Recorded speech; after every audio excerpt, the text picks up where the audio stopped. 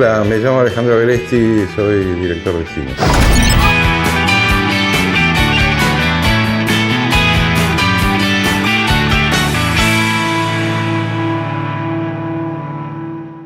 Siempre me gustó escribir. Mi única formación, digamos, académica de rebote fue mi abuelo. Me crié con mis abuelos. Mi abuelo era un fotógrafo, pero fotógrafo así de la Galería Whitcomb, de retratos y muy dedicado. Una familia de fotógrafos. Y desde chico mi abuelo me dio primero una cámara cajón con rollo de 120, después una gradosol de baquelita. Y desde los 5 años es como que tenía piedra libre para sacar fotos. Pero a mí lo que me gustaba mucho era escribir desde chico. Y escribía y me gustaba hacer historias. Esas dos cosas se combinaron, digamos. Lo que estudié, digamos, no tiene nada que ver con esto, fue electrónica. Sigue siendo mi hobby. Y el cine era un sueño. Mi ecuación personal era imagen, escribir, cine. Y empecé trabajando en el viejo ATC, después pasé a Canal 11. En Canal 11 me robé unas latas de película porque la televisión había pasado a color. Entonces quedaban un montón de latas de 16 milímetros Ferrania, 385 se llamaba, de blanco y negro reversible. Primero me las fui robando porque nadie las iba a usar, después arreglé con el tipo del depósito.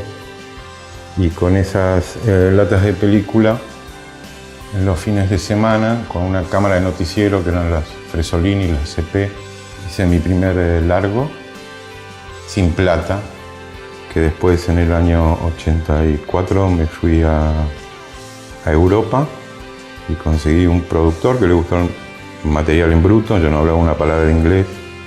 Tenía 23 años y bueno, me dio una moviola, la terminé y por suerte la película fue a Berlín, ganó premios, hizo su recorrido y ahí volví a la Argentina a hacer El amor es una mujer gorda y yo qué sé, las 20, o sea, me hice director de cine.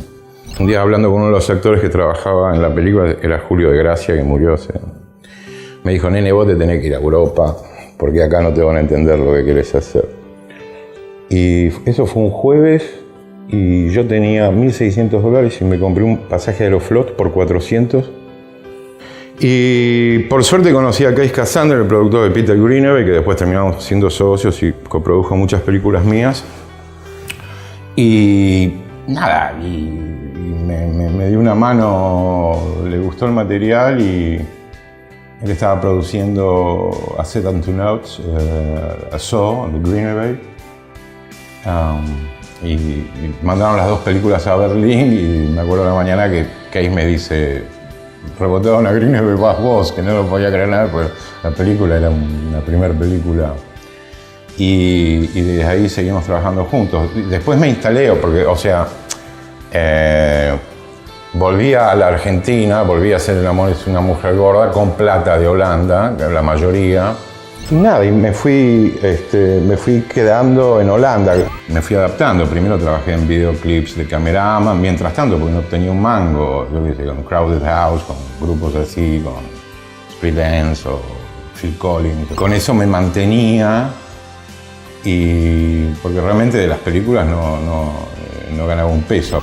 Valentín, que era una película donde realmente lo que yo quería hacer siempre era ese paseo con esa novia de mi papá que tuve ese día y que yo creí que iba a ser mi mamá, que me pasó y se llamaba Leticia, todo eso es verdad. Y volví a la Argentina y en un mes estaba filmando Valentín, que casi toda la plata la puse yo para hacerlo.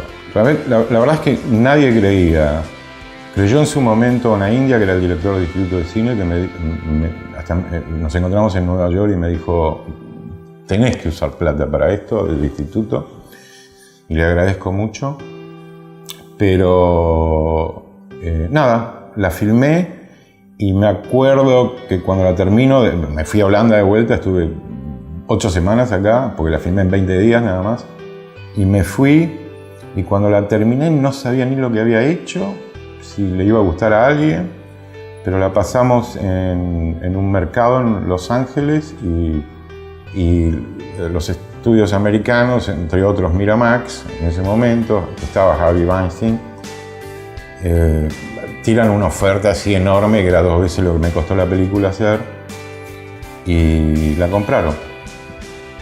Y me invitaron a Estados Unidos y ahí todos los demás estudios se enamoraron de la película y me empezaron a ofrecer trabajo. Iba y venía a Los Ángeles, desde Holanda a Los Ángeles. Mi agente me dice, el capo de Warner quiere hablar con vos, que es Jeff Robanoff, presidente de producción. Y le digo, bueno, debe ser For One Thing Always de Warner Independent, porque los estudios tenían esos mini estudios adentro. Después Warner Independent, Paramount, no están más, pero... y ahí en el lot de Warner voy a la reunión y el tipo me dice, mira, estás jugando pelota con los chicos grandes, te queremos para películas grandes. Me tiraron unos guiones, de los 6 guiones que me tiraron, como yo estoy acostumbrado a escribir yo mismo mis películas, el que más me interesó en ese momento fue Il Mare, se llamaba. La Casa del Lago se llamaba originalmente Il Mare porque era una película coreana. Y me dan la película realmente no me gusta, me parecía muy trendy, muy on the nose, ¿cómo se dice? En la nariz, de modernidad. Aunque la historia, la intriga, me gustaba mucho. Y mi agente, me acuerdo que me dice, esta es la última, todas se van a hacer, menos esta. De las 6, ¿elegiste mal? Le digo, no. Y le digo a la gente de producción de Warner, mira, yo quiero reescribirlo esto y armarlo. O sea, ella no tenía madre, muchas cosas del guión. Y hice una reescritura y le hice la devolución al estudio, me pagaron muy bien, como te pagan siempre allá, y me hicieron volar a Los Ángeles y me dijeron, tenés luz verde, vamos a hacer esta película. Y ahí empezó el proceso de casting con Keanu Reeves y todos los demás. Donde tenés total libertad, ¿no? Acá hay un fantasma como que el estudio te impone. Me voy a Holanda y cuando llego a Holanda, perdón, sé que llegaste, ¿cómo llegaste? ¿Podrías volar mañana de vuelta acá? Digo, no. Le digo al estudio, bueno, sí, puedo volar pasado mañana. No, queremos que te sientes con Keanu Reeves porque queremos quedar bien. Le digo, a mí me parece bien Keanu para la película, porque yo quería un tipo, esos tipos que no se le lea bien qué está pensando. Yo llego a 3 menos cuarto, me siento Keanu en una silla alta del bar, solo con el casco de la moto en otra silla. Vestido así nomás, como... y le digo, hola, ¿qué tal? Y me dice, uy, ¿qué tal? ¿Cómo te va? Yo vi el acto en cuestión hace no sé qué, en qué festival, y me empezó él a ponderar. Ojo, no es que te lo merezcas, también uno tiene una imagen de director europeo para ellos que a veces te sorprendes, que admiren, ¿no? Tu forma de filmar o lo que sea. Y viceversa, y me dieron Valentín, ayer la noche la vi, yo qué sé. Entonces le digo, bueno, yo quería conocerte porque me pareces un tipo genial y esto y el otro que tenés que hacer después, vamos a cenar. Le digo, sí, y le digo, ¿pero vas a hacer la película? Ah, no, la película no la voy a hacer, me dice. Y yo digo, la reputa madre, perdón, ¿para qué me vine? No puedo, hace 2 días que no duermo y Matrix me viene a decir que no va a hacer la película. Bueno, le digo, mira, y yo para despertarme me pido un whisky, un Lagavulin doble, porque digo, o me muero. Y veo que él tenía un vaso de Coca-Cola y le dice al mozo, tirame otro chorro de Jack Daniels. Era más Jack Daniels que Coca-Cola. Entonces digo, está sintonizado, estamos en sintonía. Le digo, mira, Keanu, yo quiero que me des 45 minutos para explicarte por qué tenés que hacer esta película. Me dice, no, porque yo tenía el pelo muy cortito para una película de Spike Lee, ¿no? Entonces le digo, no, déjame, nos sentamos en el Beverly Wilshire, hay 2 partes y hay un estacionamiento en el medio, nos sentamos. Y 45 minutos no sé qué carajo le dije, pero le empecé a hablar, le empecé a decir por qué, bla, bla, bla.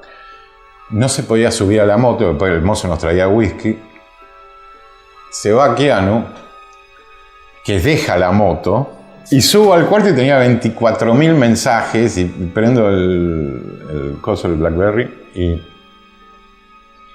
Y el primer mensaje dice, es mi agente, te va a llamar Erwin Stopp, no sé qué le hiciste a Keanu. El próximo mensaje, hola, habla Erwin Stopp, no sé qué le hiciste a mi cliente, pero quiere hacer la película. Bueno, entonces Keanu estaba puesto. Pero el estudio, yo me volví a Holanda y el estudio me dice, hacenos un favor. Nosotros no la queremos a Sandra, porque aparte no tiene la edad. Pero el capo de Time Warner, muy amigo. Y la piba se interesó mucho en el guión que reescribiste, en la última versión del guión. Y tenés que verla. Viajo a Nueva York, la tengo que ver a Sandra para el almuerzo en otro hotel. Está esperando, voy a almorzar. Empiezo a hablar con Sandy y Sandy me habla de lo que le gusta el guión y las películas mías que le dio el estudio. Y hablaba. Y yo pensaba, no me va a dejar dirigir. Ella me decía, vos, aparte yo soy re abierta con los directores y dijo lo peor que puede decir una actriz, que es, vos hacés lo tuyo que quieras, con la cámara, con todo, y yo hago lo mío. Y en un momento le dije así, amistosamente, en la comedia, le digo, mirá, yo te voy a dirigir. No, por supuesto, no quise decir eso. Pero bueno, me fui a comprar libros, me acuerdo, el vuelo salía a la noche a Holanda desde Nueva York. Empecé a pensar, y el estudio me llamaba para que ya le dé una respuesta, todo bien, pero no para que la castee. Y dije, no quiero hablar. Y después en el vuelo llegué a Holanda, me dormí el hangover y dije, esta mina da. Hay algo que tiene que dar. Y le dije al estudio, me gusta Sandra Bullock. Y la reacción de Greg Silverman, que era el productor del estudio encargado, el ejecutivo encargado, fue, ¿qué? ¿Viste? Y era una película que parece muy simple porque es una película que puede parecer muy simple, pero había un gran problema, que son dos tipos que se ven solamente una noche y se enamoran y están totalmente enamorados con 2 años de desfasaje. Y no es una comedia romántica, es una película romántica. Otra cosa, la comedia romántica te da lugar para jugar con cualquier pelotudez así. Pero es una película romántica, cosa que películas románticas no existen, porque Hollywood lamentablemente pervirtió todo lo que es romance y lo cambió por por comedia romántica. Porque el estudio, tenés también un montón de ejecutivos y los ejecutivos de estudios están sincronizados para estos tiempos, para lo que funciona, entonces constantemente te lo quieren llevar a una comedia. Porque ya no entienden películas. Y hay un reciclamiento de los ejecutivos en los estudios de Hollywood, que son esos tipos de 30, 31 años que decís, ¿de dónde salieron estos tipos? Estudiaron economía, cualquier cosa menos. Y están ahí para chuparle la media al capo y largar una gran idea. Entonces, eso es medio enajenante en Hollywood. Y tenés que laburarlo con política y en algunos momentos tenés que laburarlo con locura. Hay veces que decís, voy a perder el trabajo, pero te juzgás y después te valoran, pero decís, listo, mandé este mail, mañana me echaron, pero no.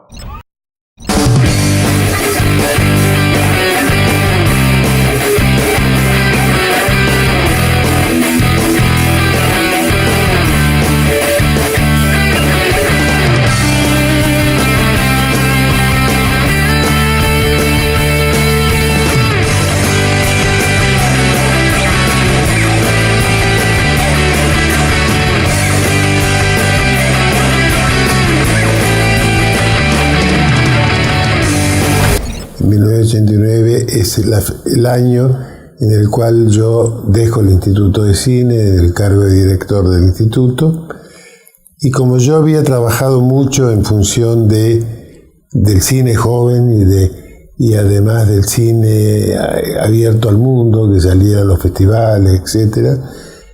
Bueno, cuando terminó mi gestión yo tuve el temor de que todo eso cambiara, como ocurre en la Argentina, que los gobiernos cambian todo lo que hizo el gobierno anterior, y entonces pensé que la única manera de defender aquella política era crear un instituto de cine propio, privado, personal, y entonces fundé la universidad. Me equivoqué en cuanto a que el cine argentino no perdió el rumbo, como como yo pensé, como yo tuve el temor que ocurriera, pero de todas maneras la universidad ya estaba fundada y desde aquí pude apoyar mucho el cine de los jóvenes y la salida al mundo del cine argentino también. Detrás del éxito que tuvo la universidad se crearon otras y lo que en el año 83 se medía en aproximadamente 60 alumnos de cine, se convirtió en muy poco tiempo en 20.000, ¿no? Cuando yo abrí la universidad, cuando abrí la inscripción, inesperadamente se anotaron 358 alumnos que ya superaban en 5 veces la cantidad de estudiantes que había en esa época de cine en Argentina.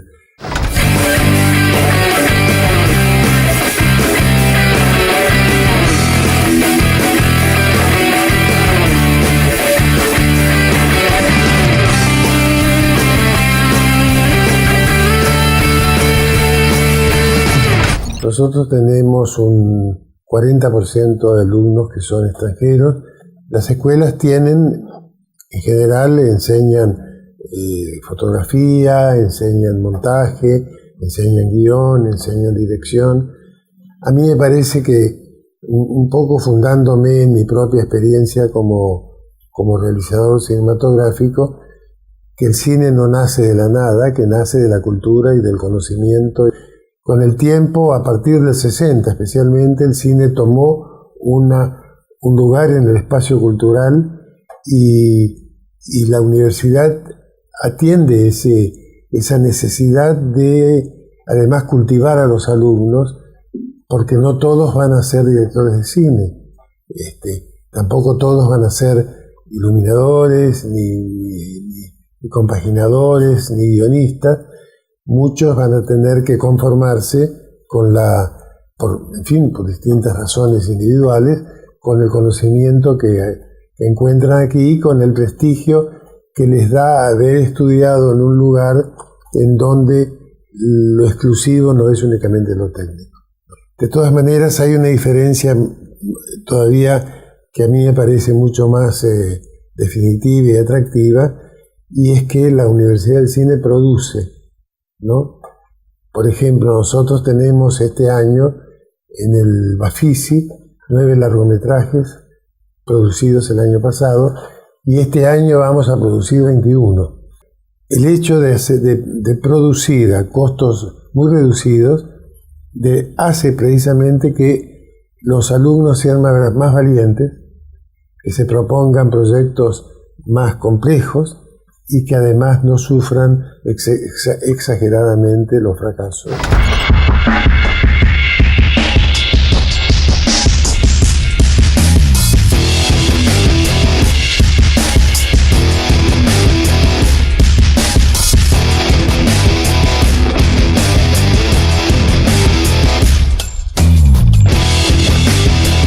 Hola, este es el laboratorio.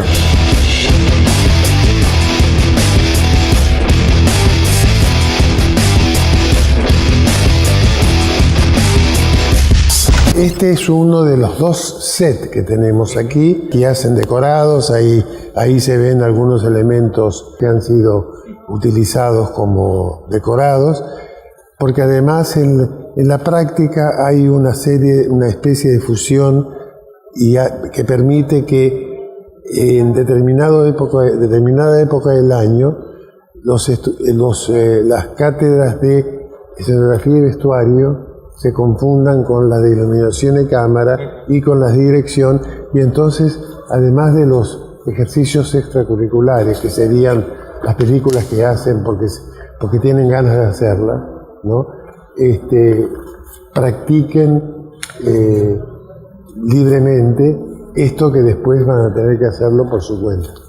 Pero nosotros tenemos cualquier cámara, desde las más primitivas, la Reflex, la BL, las cámaras 16, tenemos la Alexa, tenemos la Sony F65, en fin, no nos falta nada, ¿no?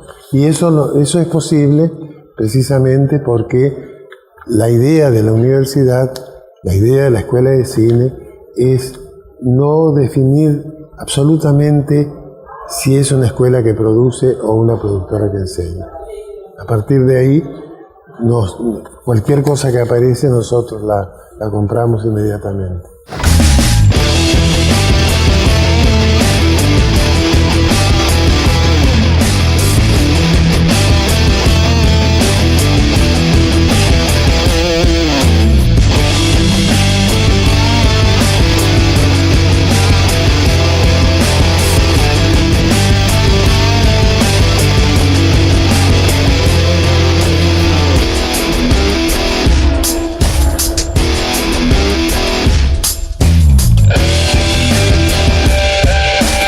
Cuando yo decidí crear la universidad, no tenía dónde. Encontré los empresarios que tenían estos dos teatros que se llamaban Teatro de la Gran Aldea, y entonces utilizamos los teatros de la Gran Aldea, dejando uno de ellos como sala cinematográfica o salón de actos de la universidad, y luego hicimos toda una transformación de manera de convertir la otra sala en aulas, en un pequeño bar que vino a verme un amigo llamado Jean-Claude Carrier.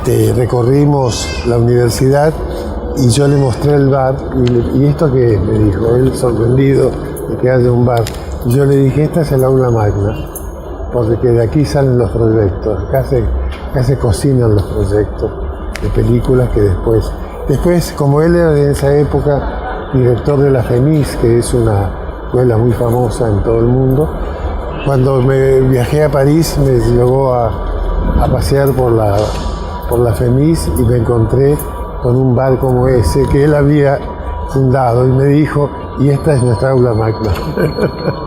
La tesis es voluntad de los alumnos que quieran llegar a una parte de los estudios universitarios, una parte superior, digamos, porque existe una carrera de grado que es la que dura 3 años, y la licenciatura que sí te culmina con una tesis que dura 2 años más, ¿no?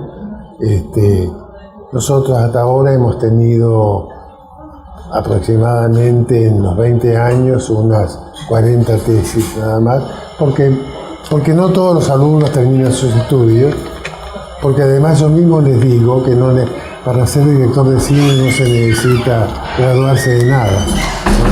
Se necesita tener sensibilidad y quizás aprender algún oficio técnico.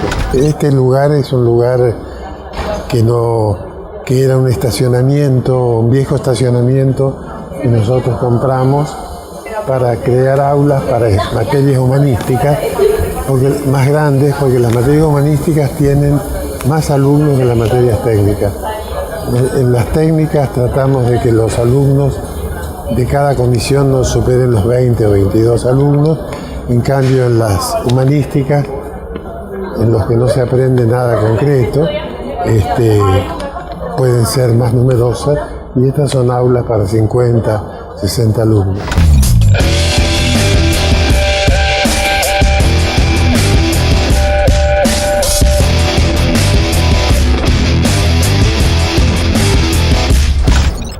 Yo tengo el espíritu encaminado a desear que los alumnos que ingresen a la universidad vean el cine no como una posibilidad económica, ni que tampoco crean que el éxito es de hoy, sino que el éxito se mide con el tiempo, de manera que los alumnos que ingresen a la universidad tengan conciencia de que están en una profesión que deben respetar y que deben respetar por encima de todo como una religión más que como un oficio.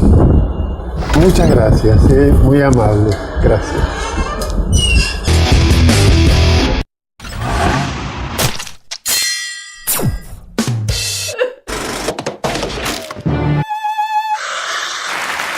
Toda obra audiovisual tiene un creador, el director.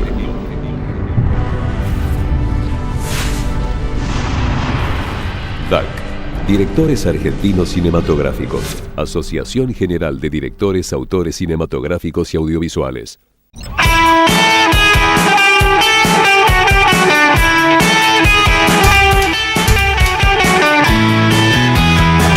Hola, soy Carlos Jaureguialzo, director de Matrimonio.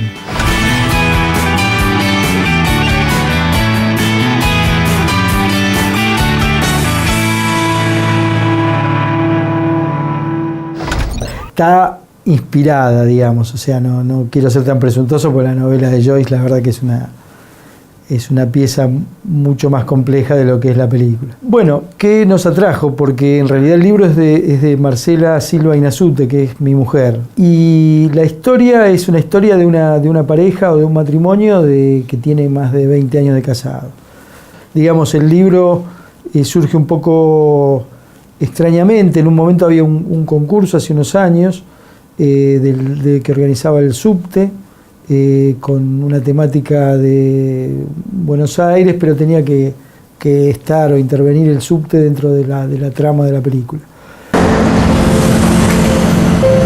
Es que tengo taquicardia. Perdóname, pero esta vez creo que me voy a morir. Entonces un poco le robamos la anécdota, digamos. La anécdota de Joyce ocurre toda en un día, empieza con un velorio, termina con un nacimiento. Primero ocurre todo el día del marido y después ocurre todo el día de la mujer. Obviamente vos te vas a dar cuenta que muchas veces el recorrido es el mismo o que se cruzan de alguna manera, pero sin advertirlo. Pero digamos, ya te digo, está contado así. Sí necesitamos como verlos pensar a los personajes, ¿no? O sea, esos personajes, esos actores que tienen esa mirada profunda, esa cosa de que vos decís, este tipo le pasan cosas, siente cosas, es un tipo profundo, que sea bueno. Entonces, necesitábamos dos grandes actores. Podíamos o no haberlos conseguido. Hablamos con Darío, leyó el libro, no tuvo problema, le gustó mucho. Y Cecilia pensábamos que inclusive iba a ser mucho más difícil. Y la verdad que a Cecilia le gustó el libro, de alguna manera lo identificó con la historia de sus padres, ¿no? O sea, los padres de Cecilia viven, tienen como, qué sé yo, 50 o 60 años de casados y bueno, por ahí Cecilia se preguntaba por qué seguían juntos. El 90% de las veces yo tenía la misma idea que ellos con respecto a la escena y cuando no era así, era mejor la idea que tenían ellos, así que era muy fácil trabajar con ellos.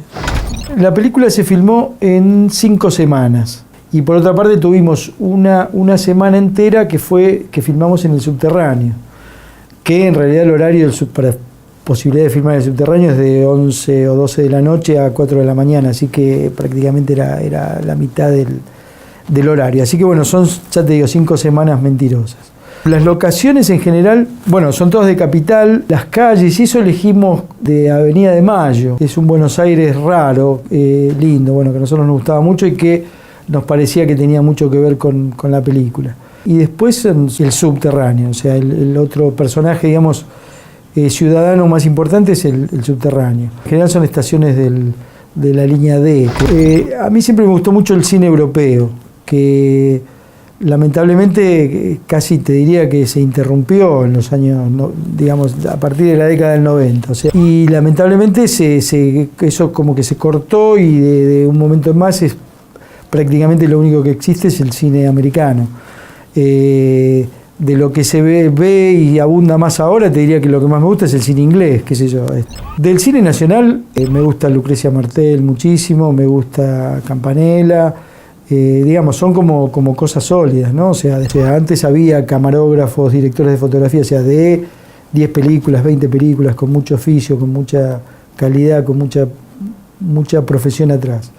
Ahora, bueno, haberse abierto, digamos, la posibilidad de haberse hecho más masiva, hay menos trayectoria, ¿no? En general.